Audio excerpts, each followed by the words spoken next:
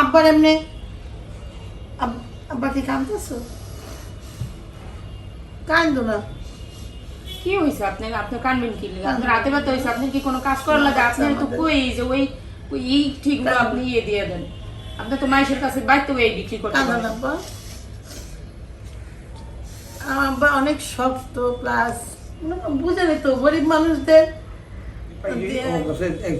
সেই লোক দেখলাম যে কালা ভাই শুনে দাও, কালা ভাই শুনে দাও, কাপ করে দেখ কি এমনি হলে কেমনে এই বলো। তারপর আমি বললাম যে এই কথা সে বলে লাগলো আমি কি শোল করছে, এটা ফোন দাও নেই।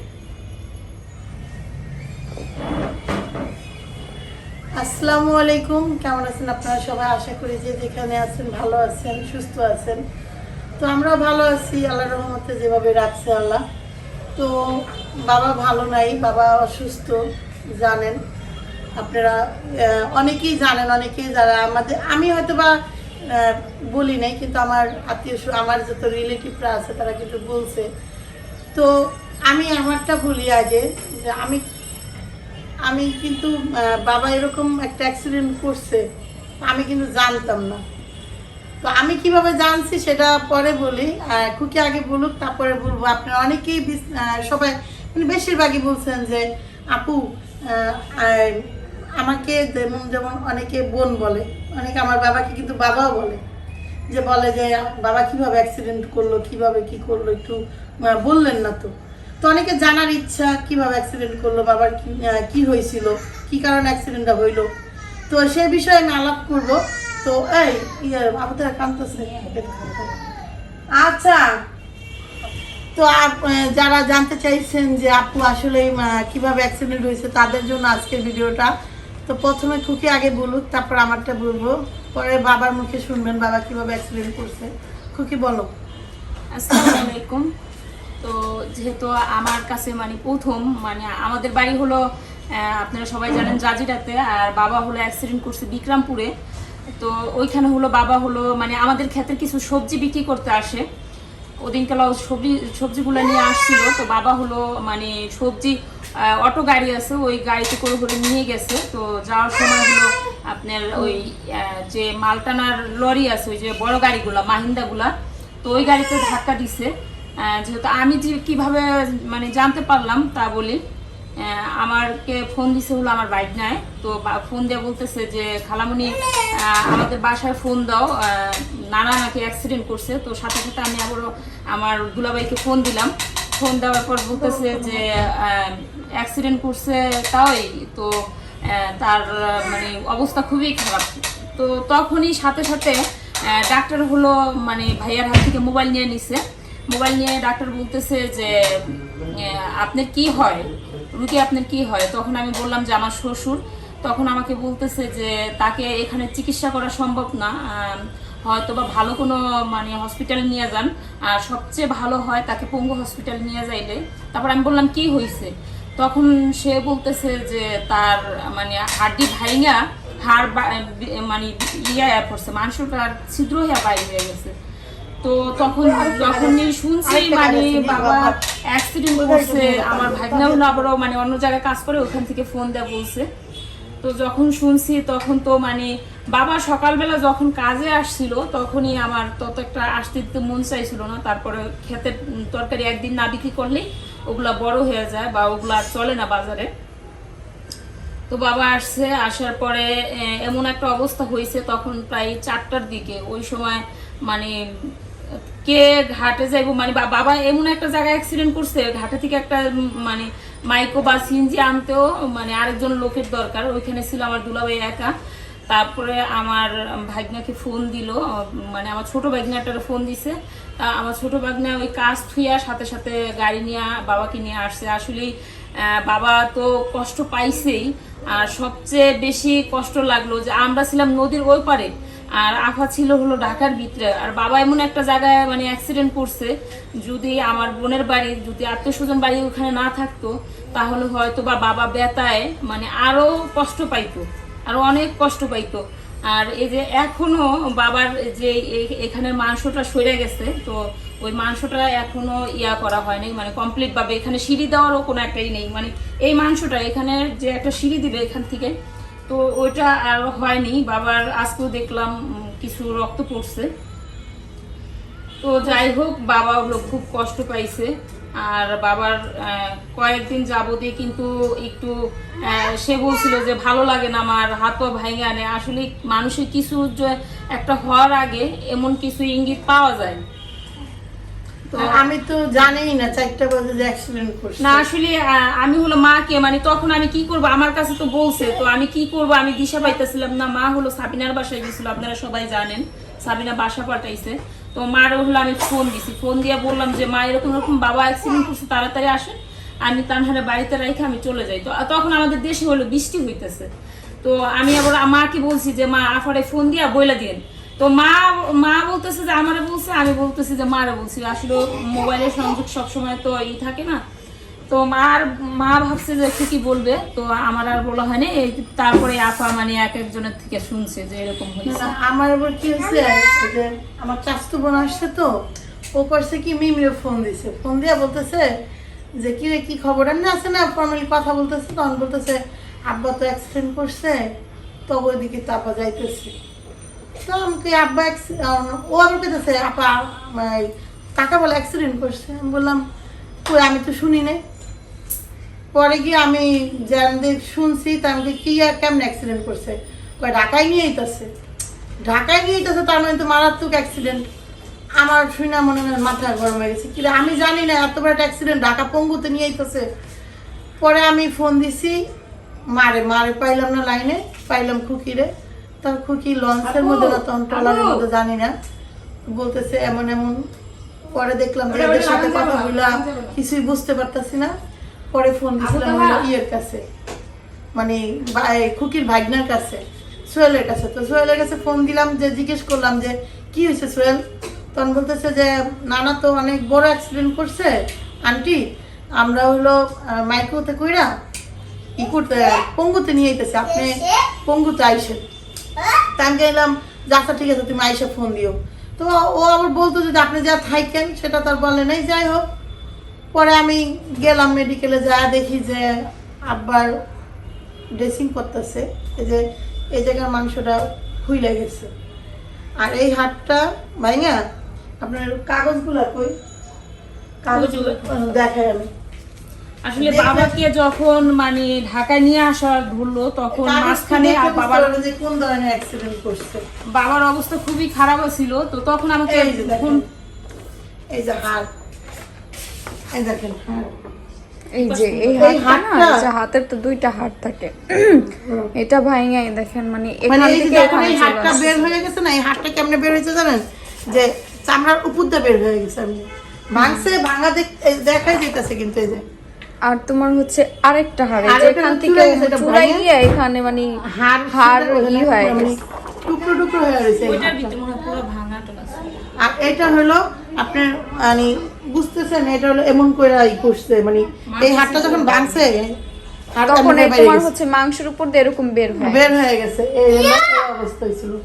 আর ওইটা সেম আম্মু হলো ঠিক করার পরে ই করার পরে এই যে খান দিয়ে রড ঢুকানো হয়েছে, পঙ্গুতে যখন অপারেশন করে দিছে, তখন এই যে শিকটা ঢুকাই দিছে। তুমি ধরো, দেখা যাইতেছে না, এই যে হাড়টা ভেঙে গেছে, এটা ঠিক করে এখানে রড দিয়েছে, কিন্তু এটা যেমন অবস্থায় অমনই আছে। এখানে কিছু করতে তোমার হাড় ছিল ওইগুলা ই করে সরাই ফেলছে, কিন্তু তোমার যেমন করতে পারতেছে না। এটা হলো আগে ড্রেসিং করতে হবে, ড্রেসিং করে করে মানে ঘাওটা যাতে ই না হয়, তারপরে কি আবার অপারেশন করবে বলছে। যে আরো প্রায় দিন 15 পরে আবার অপারেশন করবে। বাবা একটু বাবা, তো দিন 15 পরে আবার অপারেশন করবে। সবচেয়ে আরেকটা জিনিস কষ্টের বিষয় হলো কি, ধরেন আব্বা তো গেছে যা পৌঁছাইছে 7টা বাজে, সরকারি মেডিকেল তো জানে নেই, মনে করেন নিচে পাটি পুটি বিছায় মানুষ এদিক দিয়ে শুয়ে রয়েছে। ইমার্জেন্সিতে গেছে, ইমার্জেন্সিতে ড্রেসিং করে বাইন্দা দিছে, দিয়া বলছে যে আপনার বড় ডাক্তার আসবে, তো সে অপারেশন করবে। তখন হলো বাজে হলো 8:30 না 9টা যেন না, 9টা বাজে। সেই ডাক্তার আসতে আসতে 11টা বাজাইছে। তো 11টা বাজে 11টা বাজে আসছে, তাহলে আবার সিরিয়ালে থাকতে হইব আরো 1 থেকে 1.5 ঘন্টা। হ্যাঁ, এখন বলি যে আমার কিছু জিনিসের সময়তে বলে না যে দেখবেন আপনার প্রিয় মানুষের যদি কেউ সেবা করে তখন কিন্তু অটোমেটিক আপনারা দেখবেন মায়া বয়া যায়। যেমন আপনি দূরে আছেন, অনেক দূরে আছেন, যদি আপনার বাবারে কেউ দেখতেছে, আপনার মারে কেউ দেখতেছে, সে আপনার দুশ্মন হোক, দেখবেন তার কিন্তু ভালো লাগে। তো আমাদের বিষয়গুলো হয়েছে এরকম যে খুকির বড় বোন এবং বড় বোনের ছেলে নিয়ে আসছে, তারা যেভাবে আনছে যেমনি হোক একবারে অনেক ভালোবাসে এবং ভালোবাসা দেখেই এত দূর আইনা দিয়ে গেছে। প্লাস আমি আমার হাজবেন্ডের কথা বলি, তো ভাতিজা খুব জ্বালাইতেছিল, কথার সাউন্ড হয়তো আপনারা শুনবেন না, ওরা খুব ডিস্টার্ব করতেছিল। পরে মনে করেন এটা হলে আমি বললাম আমার থেকে মনে হয় যদি ধরেন আপনার প্রিয় মানুষকে কেউ সেবা যত্ন করে সে কিন্তু আপনার চোখে অনেক বড় হয়ে যায়, কিন্তু তেমনি আমার চোখে কিন্তু খুকির বোন, এমনিতেও আমার খুকির বোনরে ভালো লাগে, বড় বোনটাকে অনেক ভালো লাগে, আর 2টা বোনই খুব ভালো। তো সে তারা তো আমার অনেক রেসপেক্ট করি এবং তার জন্য অনেক বেশি ভালোবাসা। এখন আমি আসি আমার হাজব্যান্ডের বিষয়। সে কিন্তু আমি দেখছি আমাদের ফ্যামিলিতে আমার হাজব্যান্ড সহজে কোনো কিছুতে ইনভলভ হয় না। যেমন আমাদের ফ্যামিলিতে যতই যাও চেষ্টা করে ওইখান থেকে একটু মানে সে দূরেই থাকুক, কোনো চায় না এইসব বেজাল টেজাল, কিন্তু কেউ অসুস্থ হয়ে গেলে সে কিন্তু একদম মানে ঝাঁপায়া পড়ে। যেমন আমার বাবা অসুস্থ হয়ে গেছে, আব্বা যেহেতু অ্যাক্সিডেন্টটা করছে, আপনাদের ভাইয়ের ভূমিকা দেখে আমার এত ভালো লাগলো। তখন আমি সারা রাত ভাবলাম যে মানুষ কেন বিয়ে শাদী করে, কেন সংসার হয়, কেন মানুষের মানে একটা স্টেপ আছে না, যেমন বলে যে স্বামী ভালো লাগে না তাতে কি হয়েছে, স্বামী ভালো লাগে না কিন্তু স্বামী আমার বাপ মার এই রেসপেক্ট করে ভালোবাসে। যেমন আমি বলি যে আমার হয়তো আমার শাশুড়ি বলবে যে ছেলের বউ ভালো, ছেলের ফ্যামিলি দেখে লাভ নেই, ছেলের বউ ভালো, তেমনি আমার থেকে মনে হয় যে বাপি খুবই ভালো ছেলে। মাঝে মাঝে তো মনে হয় যে ওর মতো ছেলেই হয় না। যেমন বাবা গেছে যা খালি দাঁড়াইছে, দাঁড়ানোর পরে দেখে যে কোথাও মাত্র 3টা সিট, আপনাদেরকে হয়তো একটা ছবি আছে, 3টা সিট বসার, আর সব হইলো মানুষ যে যার মতো দাঁড়ায় রয়েছে। তো আব্বা এতটাই অসুস্থ যে অপারেশনের রুমের এতক্ষণ 1.5-2 ঘন্টা কিভাবে থাকবে। যার সাথে সাথে সে একটা পার্টি নিয়ে আসলো, বললো যে দাঁড়াও একটা পার্টি এনে দিই। পার্টি আনছে, সে পার্টি আনছে, কতক্ষণ পরে দেন আব্বা শুয়েছে, দান বলতেছে বালিশ লাগবে, আবার গেছে বালিশ আনতে। মানে সে যতক্ষণ ছিল, সে সকাল 6টা বাজে বের হয়েছে, গাজীপুর ছিল, গাজীপুর তো নাইছে 4টা বাজে, 4টা বাজ থেকে তারপর আবার 7টা বাজে গেছে মেডিকেলে, 7টার থেকে সকাল 7টা মানে 6টা বাজে আবার বাসায় আসছে। সারা রাত সে বিছানায় মানে একটু পা দেয় না, ওইটাও মানে সে দেয় নাই, মানে কি বলবো, সে তেমনি মেডিকেল টু সুসিবাই টাইপের, এখানে টাচ করা যাবে না, ওখানে এই করা যাবে না।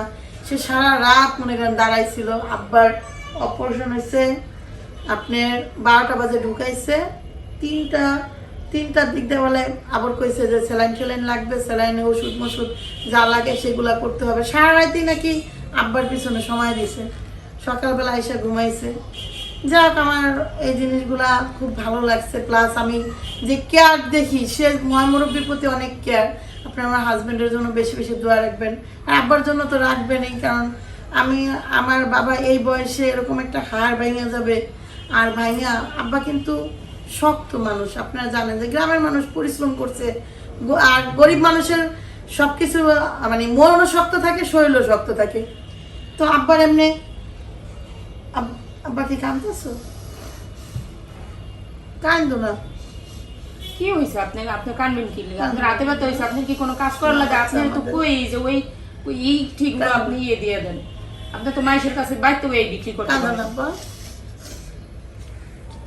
আমার আব্বা অনেক শক্ত, প্লাস বুঝে নিত গরিব মানুষদের ধরেন ওই কাজ আমরা কই যে কয়েক মানে লাভ হয় না, কিন্তু তারপরও সে তার সময় পার করে। এমন না যে আমার আব্বা কিন্তু ওইটি দিয়ে আমাদের একদম এক একটা কইরা খাওয়াই, তা না, কিন্তু কিছুই না। আমার বাপের এটা ভাল লাগে, সময় পার করে। আব্বা আজারে বাজারে দেখা যেতেছে এক একটা বিক্রি করে একটু সময় কাটায়, চার দোকানে বয়া থাকে, এটাই আব্বার ভালো লাগে, তাছাড়া কিছু না। তো আব্বা এই বয়সে এসে এতটা কষ্ট পাবে না আমরা কোনোদিন আশা করি নাই, কারণ আব্বা তো বাইরে বাইরেই ছিল, কখনো এরকম অ্যাক্সিডেন্ট করে নাই। মানে সে অ্যাক্সিডেন্ট করে পুরো বাচ্চাদের মতো হয়ে গেছে, সে নিজেও জানে না যে তার সাথে কি হইল, এমন একটা অ্যাক্সিডেন্ট হয়েছে। যাই হোক, আমার আব্বা কষ্ট পায়, কেউ চায় না কেউ বাপ এমন কষ্ট পাক, আমি মনে করি না যে আপনারা চান এরকম কষ্ট পাক তার বাবা। যাই হোক, তুমি কান্দো না, কিছু হইব না, এত বড় বড় অ্যাক্সিডেন্ট হয়, মা দেখলো না ভালো হয়ে গেছে, তুমিও ভালো হয়ে যাবে, তোমারও কিচ্ছু হইব না। তো এখন হলো ড্রেসিং করতে গেছে, প্রতিদিন 2 দিন 1 দিন পর পর ড্রেসিং করতে গেছে। আর প্লাস আমাকে থেকে বেশি মনে করেন তানজিলা তো ওর নানার পিছেই লেগে রয়েছে আসার পর থেকে, নানার কি লাগবে, কি খাওয়াইবো, কি করবে না করবে সব সময়।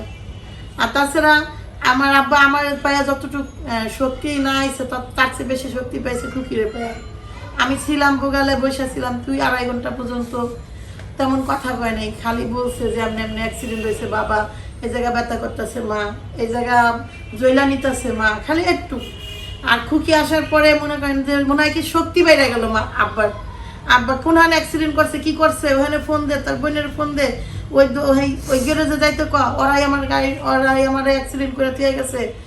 মানে একটা আছে না যে শক্তি মনে হয়ে গেছে গা, যে খুকি কিন্তু আমার বাবারে প্রচুর ভালোবাসে, এটা আমি যদি বলি এটা বেমানি হবে।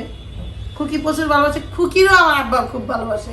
যে জিনিসগুলো আমরা কোনো দিনও আমার বাপের থেকে চাই নাই, সেই জিনিসগুলো খুকি চায়।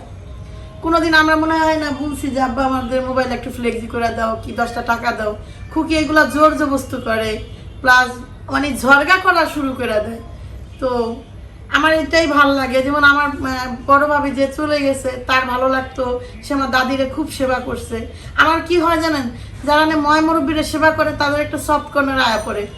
খুকিরও তেমন একটা মানে আছে না যে একটা একদম মনের একজেস্ট থেকে আমি ওরে পছন্দ করতাম, তেমন না। কিন্তু যেটা সত্য সেটা, যখন দেখি না ও আমার বাপ মার প্রতি এত কেয়ারিং এবং এত পছন্দ করে, আপনি দেখবেন যে আপনার বাচ্চারা এবং আপনার বাপ মারে যদি কেউ পছন্দ করে, তার প্রতি একটা রেসপেক্ট, তার প্রতি একটা ভালোবাসা এমনি আয়া পড়ে।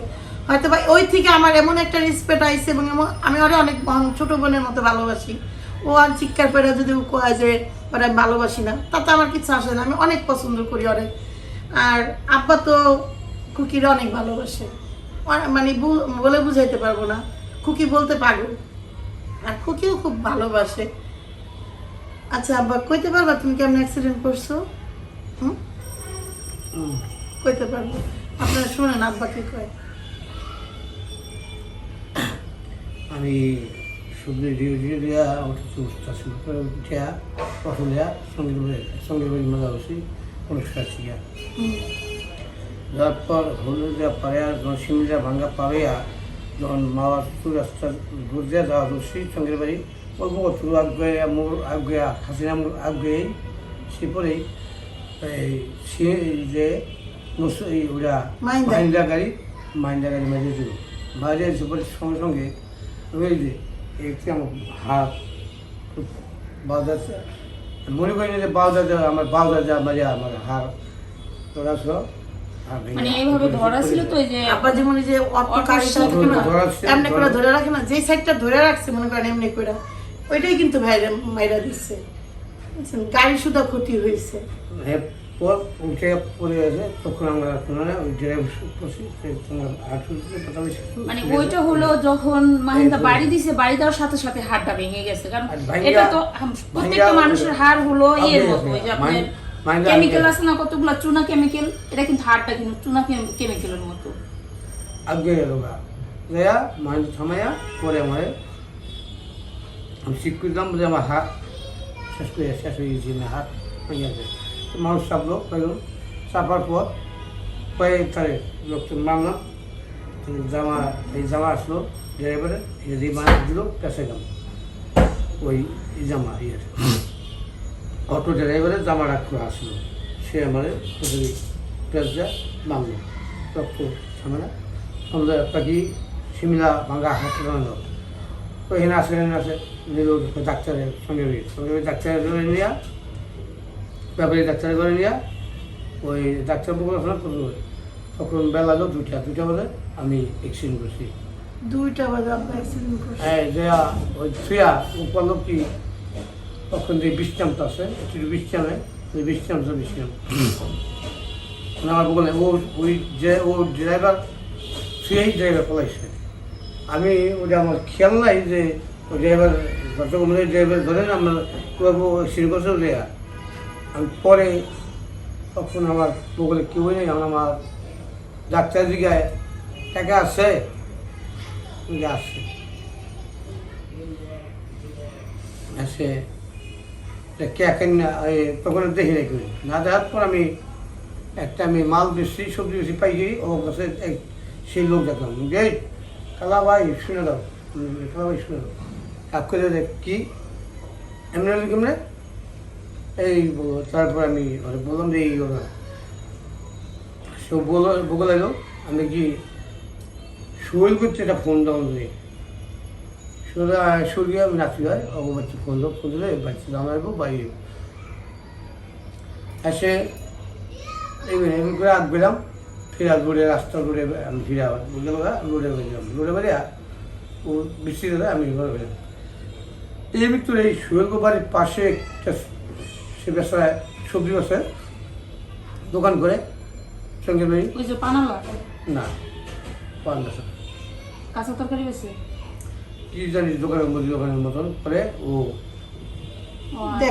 ওই স্বাস্থ্য কাকা আছে সে হ্যালো সে ফোন দিল তার পরিবারের কাছে তার পরিবারের কাছে ফোন দেওয়ার সে বন্ধু হয়ে যায় বলার পর প্রথম কইছে তার বাইক কথা ফোন বলে নেই পরে কইছে খুকি শ্বশুর আমি কই বলো খুকি শ্বশুর মিজানের আব্বা বলেন 7টা বাজে আমি করিম ব্যাপারী বলেন আমি এভাবে করেছি সে এবার পরে পরে সে তারা করবে এই ফোনে এই তারা আর আবার ফোনে রয়েছে তুমি ওই রক্ত মুক্ত নিয়ে অনেক ছিল বইয়া হ্যাঁ 2-2.5 ঘন্টা করার কিছু নাই তো ডাক্তার তো মনে করেন তো করছে ওই ডাক্তার আবার আইসে যায় 1 ঘন্টা পর এসে ওই যে হবে করি এই কিছু একটা ছেলে আমি দাদা চেপে দিলি দাদা তাই ওটা চেপে দিল পরে ওই ডাক্তার আসার পর ডাক্তারে বললো এখানে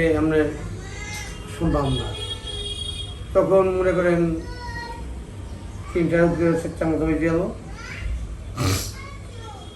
4টার পর আমার জরুরি আসতো আমার আসার পর ওই আগেই আমি ডাক্তার আসার পরে আমি আমার শুই যাই ব্যথাটা শুই যাই সেই ব্যথা শুই দিল 100 টাকা শুই দিল 26 দিন 100 টাকা ব্যথা হবে তারপর একটা শুই দেওয়ার পর আমি একটু বললাম কথা বললাম যে গাড়ি ঠিক করো তাইতেও সে বললো যে এখানে আমি চিকিৎসা হবে না এই চিকিৎসা এখানে করা যাবে না আমরা হাসপাতাল দিলাম আমি জানি না আপনারা মানে ওখানে গাড়ি লেগে গেল গাড়ি লেগে গেল সিন্ধি দেয় নদী দেয় ভেবি দেয় মাইকেও দেয় মাইকেও লইল যে গাড়ি আসে মাইকে বাইরে ফেলো না পরে পাইছে মাইকে হচ্ছে মাইকেও আসে উঠতে এসে ভিতরে আসে আয়া যাই হোক আমি একটা কথা বলি আমার আব্বা যখন থেকে মানে আমি ওই আব্বার পুতের বউ তো তখন থেকেই দেখি তাদের মানে কাঁচা তরকারি হালুডি করে সব সময়। তো যখনই আব্বা বাজারে আসে আমার দুলাভাই হোক আমার ভাগনারা হোক বা আমার আপা হোক যে দেখে মানে বিক্রমপুরের মানুষ তো মহিলারাও বাজার করে তো আব্বারে বাজার থেকে বলে আমরা আমাদের বাড়ি থেকে বিক্রমপুর কাছাকাছি তো যার কারণে সবাই চেনে আব্বারে আব্বা বলে আসে যে তাও আপনার লিগে কিন্তু আমি দুপুরে রান্না করব আপনি খাইয়া যাইবেন তারপরে সকালে রান্না করবো খাইয়া যাবেন। আর আবার আমি বলছি যে আব্বা যখনই দেখবেন নদীতে বেশি মানে বৃষ্টি বা বাতাস তখন আর আপনি গাড়িতে উঠবেন না। তারপর রাত্রেবেলা যখন দেরি হয়ে যায় কাঁচা তরকারি বেচতে বেচতে দেরি হয়ে যায় তখন আর গাড়িতে উঠবেন না। তো আব্বা দেখা যায় কি মানে নিজের তরকারি নিয়ে আসছে বিক্রি করলো অন্য আরেকজনেরটা কিছু একটা কিনা নেয় তখন ওইটা বিক্রি করতে মানে ওই দিনটা মানে পার হয়ে যায়। 1 দিন 2 দিন আব্বা বাজারে মানে আত্মীয় স্বজন বাড়ি আছে ফুপির বাড়ি আছে তারপর আমার বোনের বাড়ি ওখানেই থাকে।